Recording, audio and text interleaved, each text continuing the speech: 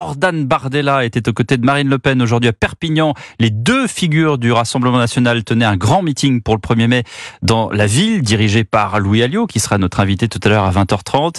Alexandre Chauveau, on vous retrouve sur place à Perpignan. Jordan Bardella, favori des sondages, compte éviter deux pièges. D'abord la démobilisation de son électorat et puis la dispersion des votes.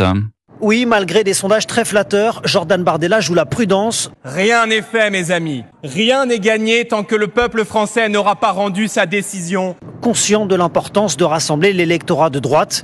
Ne vous dispersez pas, intime-t-il notamment aux électeurs de Reconquête. À la place, Jordan Bardella tente d'imposer un duel avec le macronisme. Il y a d'un côté l'Europe de Macron, celle de l'écologie punitive, de l'immigration imposée, de la bureaucratie, de la concurrence déloyale et désormais du partage de notre arme nucléaire. De l'autre côté, mes amis, vous pouvez choisir l'Europe des nations, celle des réalités, celle des gens, celle du concret, celle des identités, celle des frontières, du juste échange, du patriotisme économique, de la priorité nationale, de la préférence européenne. En ce 1er mai, Jordan Bardella convoque la mémoire de Jeanne d'Arc, symbole selon lui de la lutte contre la fatalité. Date également choisie pour dévoiler les 35 noms de la liste du RN pour ces élections européennes, avec, à en croire les sondages, une trentaine de places éligibles. Merci Alexandre Chauveau du service politique d'Europe.